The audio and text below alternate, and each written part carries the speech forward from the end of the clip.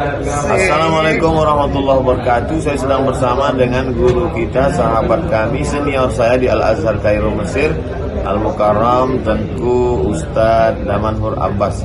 Jangan lupa ikuti kajian beliau. Yang tidak bisa, jangan ketinggalan ikuti kajian online beliau di channel Ustadz Damanhur Abbas Official. Subscribe, like, share, and comment.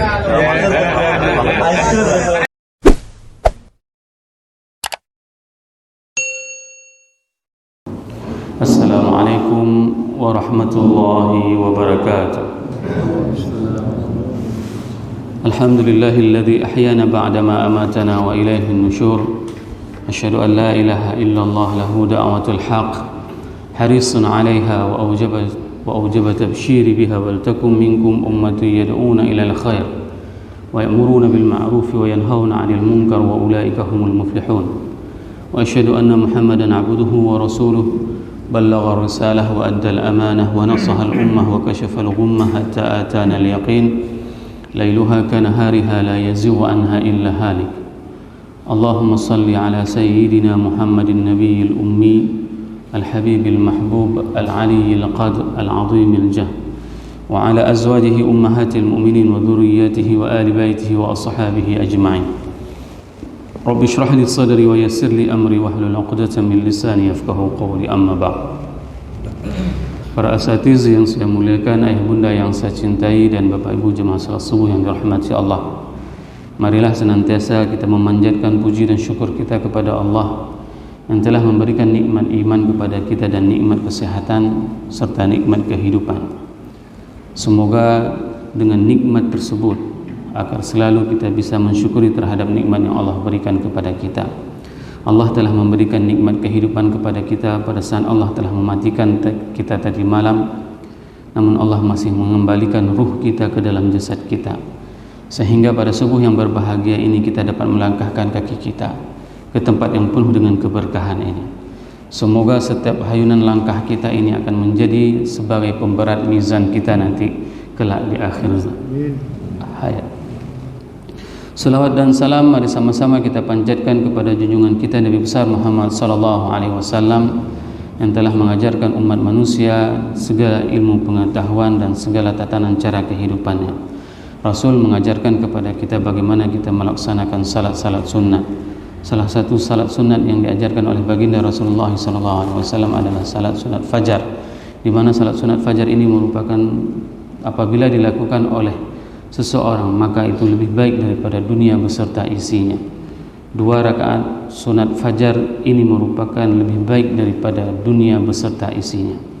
Dan salat sunat yang paling ringan diriwayatkan oleh ibunda Aisyah bahwasanya Rasul membacakan surat Qul ya ayyuhal kafirun pada rakaat pertama, dan pada rakaat kedua Rasulullah SAW membacakan Qul huwallahu ahad. Begitulah ringannya salat sunat fajar. Namun sangat disayangkan masih banyak di antara saudara-saudara kita mereka tidak melaksanakan salat sunat tersebut, padahal fadilah salat sunat tersebut lebih baik daripada dunia beserta isinya. Bapak ibu jemaah yang dirahmati Allah, pada subuh yang berbahagia ini kita akan membahas tentang tafsir surat At-Takwir di dalam tafsir At-Tahrir wa Tanwir karangan Ibnu Ashur. Pada jilid ke-30 Ibnu Ashur menjelaskan tentang surat At-Takwir ini. Namun sebelum kita membahas tentang surat Takwir, ada lebih baiknya kita melakukan flashback kembali pada surat Abasa, di mana pada akhir pangkal surat Abasa ini menceritakan tentang bagaimana fase kehidupan umat manusia pada saat mereka berada di surga maupun berada di neraka. Ini menunjukkan bahwasanya kedua kehidupan ini merupakan sesuatu yang memang pasti akan dialami oleh manusia. Sehingga pada pembukaan surat Takwir ini Allah membuka dengan firman-Nya yang berbunyi a'udzubillahi minasyaitonirrajim, bismillahirrahmanirrahim, idza syamsu kuwirat wa idza nujumu qadarat wa idza jibalu suyirat wa idza isyaru uttilat wa idza wuhushu husyirat wa idza biharu sujjirat. 6 tanda ini merupakan tanda fase terjadinya sa'ah, fase terjadinya kiamat. Sehingga dalam sebuah hadis yang diriwayatkan dari Abu Hurairah bahwasanya Rasulullah SAW mengatakan, barang siapa yang ingin melihat pemandangan hari kiamat, ra'yal ain, Rasul mengatakan, dengan pandangan mata telanjang, maka bacalah 3 surat.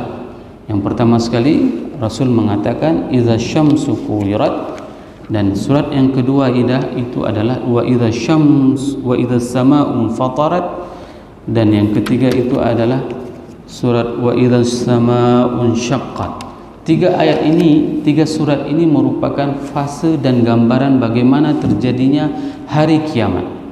Kalau seandainya kita memahami maknanya, maka itu akan terbayang kepada kita bahwasanya kiamat itu terjadi seperti ini.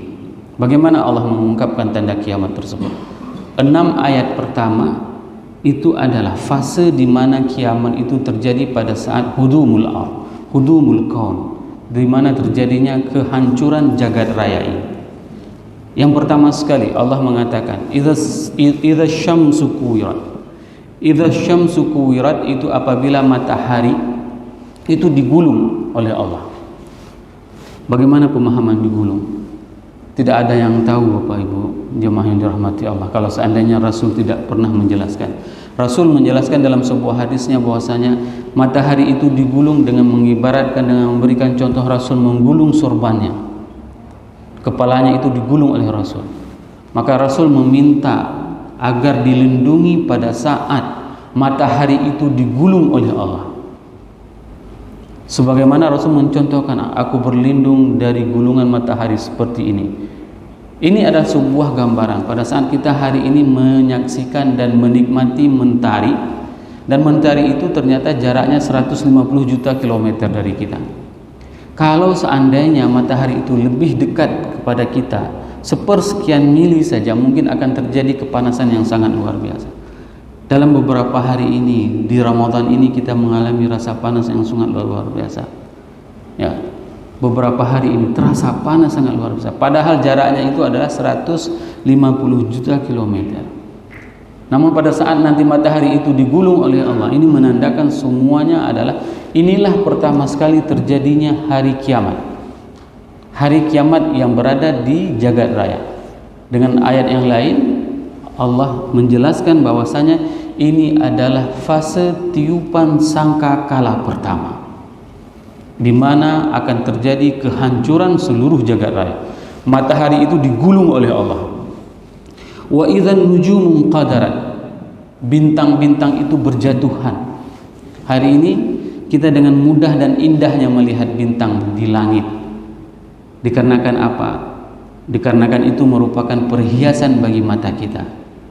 Walaqad zayyana as-samaa'a ad-dunya bimasabiha wa ja'alnaha wujuman lisyayatin. Allah mengatakan bahwasanya Allah telah menghiasi langit dunia dengan bintang-bintang. Kenapa? Karena bintang yang kita tengok hari ini, dan saya sudah pernah menjelaskan di dalam majelis ilmu di Masjid Al-Fitrah ini, bahwasanya bintang yang kita lihat hari ini di atas sana itu merupakan kumpulan dari sekian miliar matahari.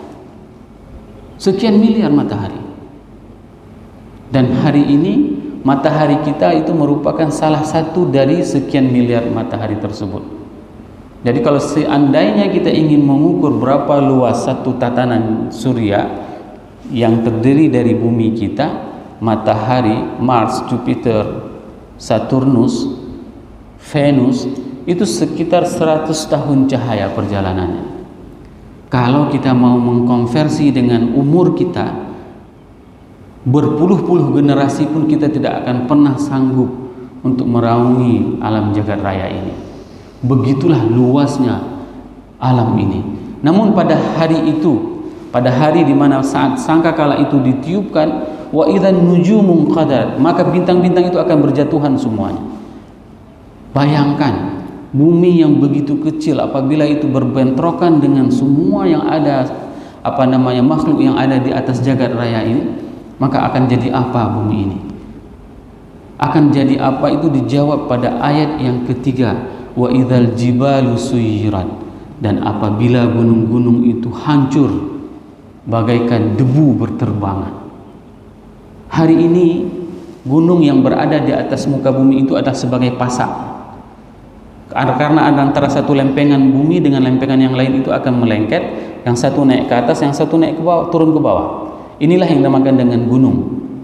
Pada hari kiamat itu ditiupkan sangkakala, maka gunung ini yang menjadi pasak bumi ini akan hancur lebur. Bayangkan, manusia tidak ada lagi tempat mereka itu untuk hidup. Tidak ada tempat bagi mereka untuk bergantung, dikarenakan tidak ada keseimbangan lagi yang terjadi di jagat raya ini, di bumi ini. Maka pada saat itu, pada saat bintang berjatuhan, matahari digulung oleh Allah, maka pada saat itu gunung-gunung itu akan berhamburan. Ini adalah suasana yang paling mengerikan, Bapak Ibu jemaah yang dirahmati Allah. Orang pada saat gempa itu bisa lupa sama anaknya. Pada saat gempa itu bisa lupa sama anaknya. Coba bayangkan bagaimana nanti pada hari di mana bukan hanya terjadi gempa, tapi gunung sebagai pasak bumi itu, sebagai pakunya bumi itu akan lebur, akan hancur. Maka kondisi yang paling tragis pada saat itu adalah ada sebuah kebiasaan orang-orang kafir di Mekah. Mereka itu sangat bangga dengan onta betina mereka, onta hamil. Yaitu diibaratkan dalam Al-Quran dengan wa idzal 'isyaru 'uttilat. Onta betina yang sedang hamil 10 bulan itu merupakan salah satu penantian yang paling luar biasa bagi orang-orang jahiliyah. Kenapa? Ibaratnya onta betina itu yang lagi hamil 10 bulan itu adalah sesuatu kekayaan yang ditunggu-tunggu. Karena begitu dia lahir, dia itu akan mendapatkan hasil, akan mendapatkan keuntungan yang sangat luar biasa. Namun bayangkan, Al-Quran memberikan sebuah ibarat. Sedemikian berharganya harta bagi orang-orang kafir, tapi pada hari terjadinya kiamat tersebut, mereka akan meninggalkan onta yang sedang hamil 10 bulan. Tidak ada harganya onta tersebut. Gambaran di sini adalah menunjukkan harta apapun yang dimiliki oleh manusia pada saat terjadi kiamat, mereka akan meninggalkan hartanya. Walaupun harta tersebut akan menghasilkan panen. Katakanlah kita mempunyai peternakan yang sangat luas. Pada saat kiamat datang, maka kita akan meninggalkan peternakan kita. Pada saat kita memiliki tambak yang begitu luas, namun pada saat hari kiamat datang, kita akan meninggalkan tambak kita. Pada saat kita memiliki beribu-ribu lot saham yang dimiliki oleh manusia, pada hari akhirat, pada hari kiamat terjadi kehancuran di atas jagat raya, maka mereka akan meninggalkan pasar saham mereka. Mereka akan membiarkan semua harta kekayaan mereka. Mereka akan membiarkan mobil-mobil mewah mereka. Mereka akan membiarkan rumah, apartemen yang mereka miliki. Mereka semua lari, ketakutan. Ini adalah pemandangan yang paling menyesakkan. Wa idzal wuhushu husyirat, dan apabila semua binatang buas itu dikumpulkan. Hari ini kalau seandainya kita bertemu dengan binatang buas, pasti binatang buas itu mengatakan, hancurlah kalian biar ku makan hari ini. Kalau seandainya pada saat subuh ini berkumpul semua binatang buas, ada harimau, kita semua akan mengunci masjid ini. Kenapa? Karena kita yakin dia akan menerkam kita. Namun pada hari akhirat, bayangkan Bapak Ibu jemaah yang dirahmati Allah, Allah memberikan sebuah gambaran kepada kita. Wa idzal wuhushu husyirat. Apabila binatang buas itu dikumpulkan, dan manusia itu akan berkumpul semua dengan binatang buas. Di sampingnya itu serigala, ada beruang, ada harimau, ada singa. Namun tidak ada satupun yang terpikir akan mengganggu yang lain, akan menyantapi yang lain. Semua dengan urusannya masing-masing. Begitulah kepanikan yang terjadi pada hari itu. Harimau pun tidak sempat lagi melirik kita. Singa itu tidak tertarik untuk memakan kita. Dikarenakan apa? Dikarenakan ketakutan yang sangat luar biasa. Nanti jangan heran, pada saat hari kiamat tersebut, maka kita akan melihat di samping kita ada binatang buas, dan mereka sibuk dengan urusan masing-masing. Kita juga sibuk dengan urusan masing-masing. Wa idzal biharu sujjirat, dan apabila air laut itu dipanaskan. Ayat ini tidak diketahui secara saintifik pada saat Rasul mengatakannya kepada para sahabat. Inilah hebatnya keimanan para sahabat. Bapak Ibu jemaah yang dirahmati Allah. Bagaimana mungkin air laut itu bisa dipanaskan? Ternyata baru ditemukan menurut saintis bahwasanya di dalam lautan itu ternyata ada api. Api itu di bawahnya ada air lagi. Inilah sebuah hadis Rasulullah SAW menjelaskan bahwasanya pada hari akhirat nanti, pada saat manusia ingin melarikan diri dari daratan, ingin menuju ke lautan, ternyata lautan itu sudah membara menjadi api. Kenapa bisa seperti itu? Dikarenakan di dalam dasar bumi itu ternyata memang mempunyai sumber api yang akan membakar air laut tersebut.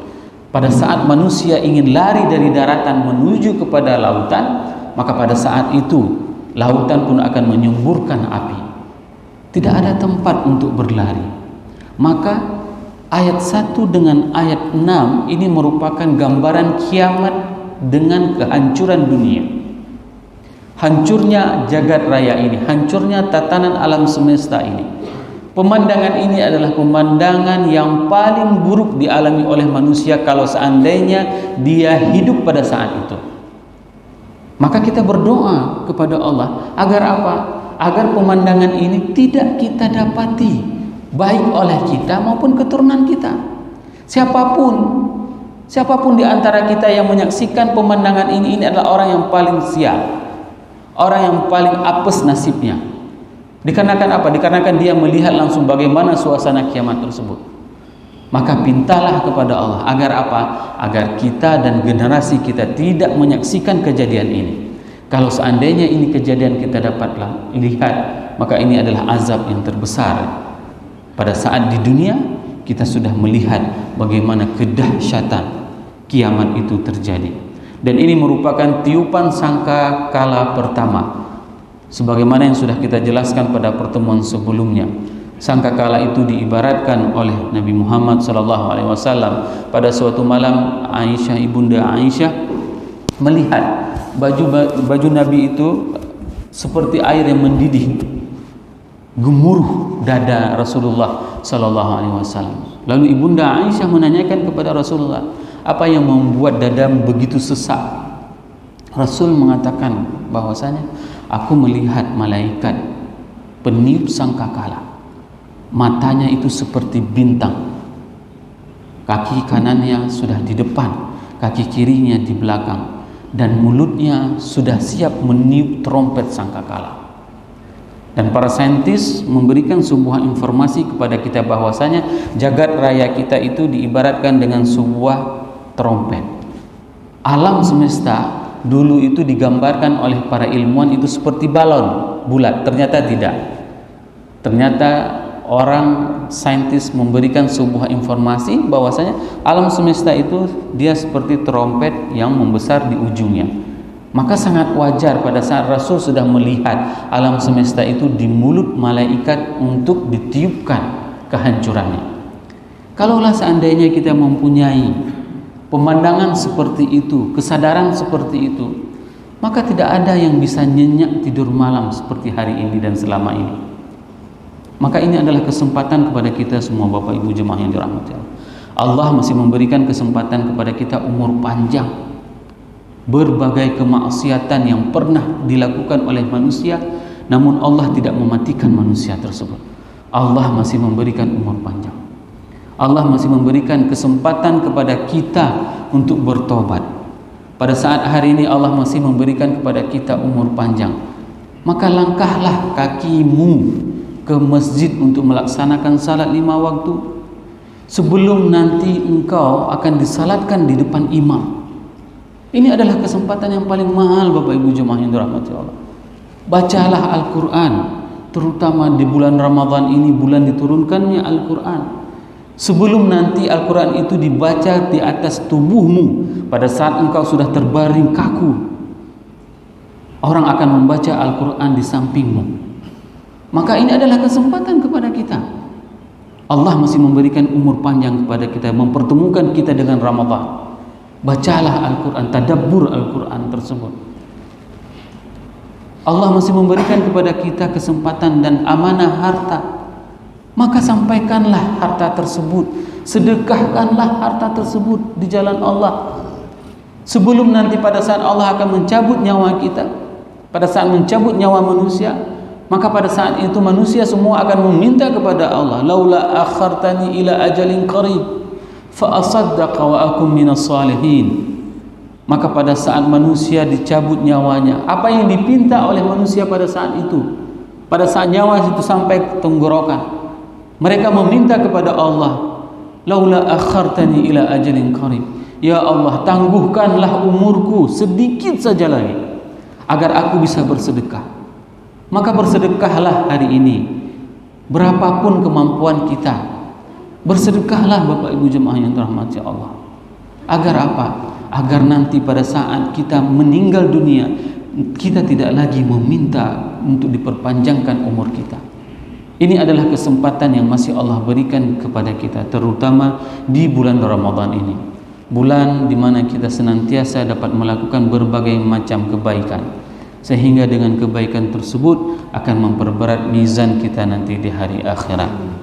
Semoga apa yang saya sampaikan ini bermanfaat kepada saya dan kepada jemaah semuanya, sehingga dapat meningkatkan kecintaan kita kepada Allah dan kepada Rasul.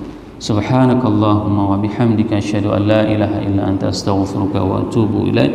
Wassalamualaikum warahmatullahi wabarakatuh.